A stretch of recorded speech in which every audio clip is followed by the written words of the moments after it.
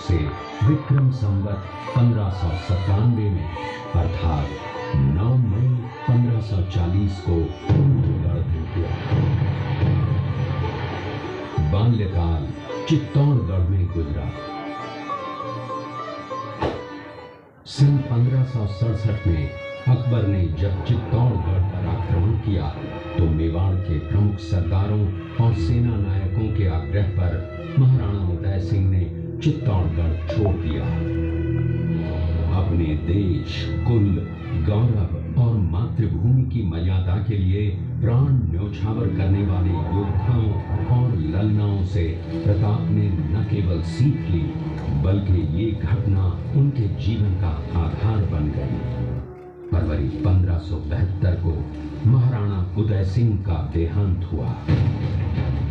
प्रताप की ज्येष्ठता और योग्यता को ध्यान में रखते हुए सरदारों ने उनको राजगद्दी पर आसीन किया। होली के दिन उनका गोगुंदा में राज तिलक हुआ। उस समय तक लगभग सभी राजाओं ने अकबर की अधीनता स्वीकार कर ली थी। एकमात्र महाराणा प्रताप ने अपना मस्तक अकबर के आगे नहीं झुकाया।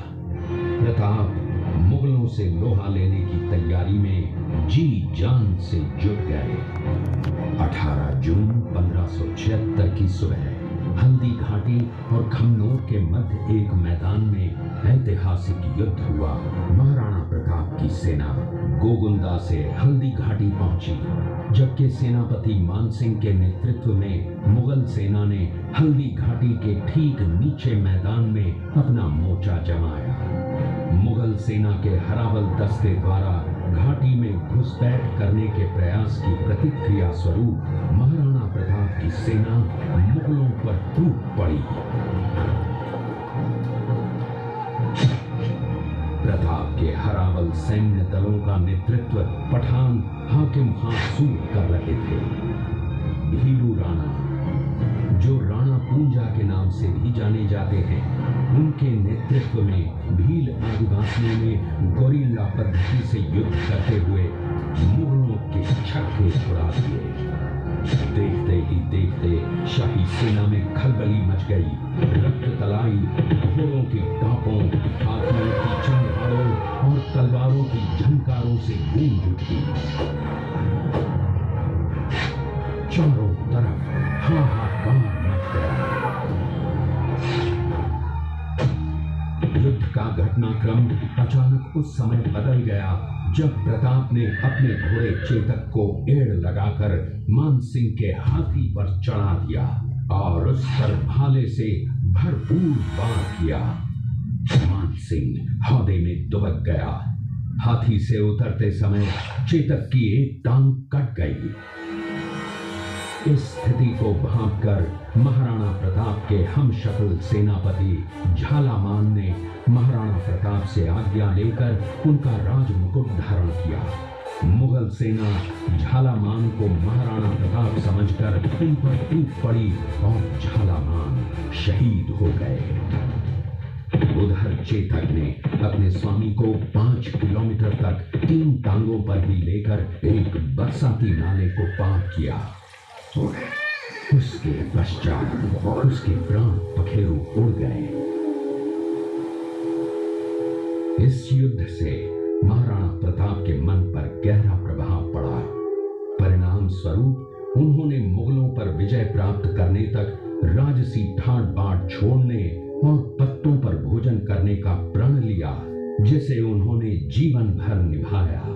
महाराणा प्रताप ने अपना सैन्य बल बढ़ाकर सर्वप्रथम अरावली पर्वत की घाटियों में बसे दिवेर पर चढ़ाई कर विजय प्राप्त की। इसके बाद कुंभलगढ़ पर भी विजय प्राप्त की। सिर्फ चित्तौड़गढ़ को छोड़कर सारे मेवाड़ को अपने अधीन कर लिया। कालांतर में महाराणा ने चावंड में अपनी राजधानी स्थापित की।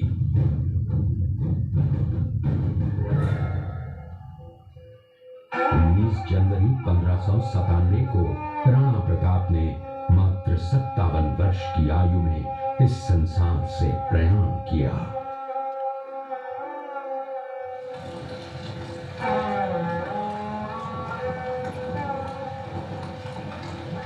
हल्दी घाटी का युद्ध एक सांप्रदायिक युद्ध न होकर आत्मसम्मान, मातृभूमि की स्वतंत्रता व स्वाधीनता का संघर्ष था।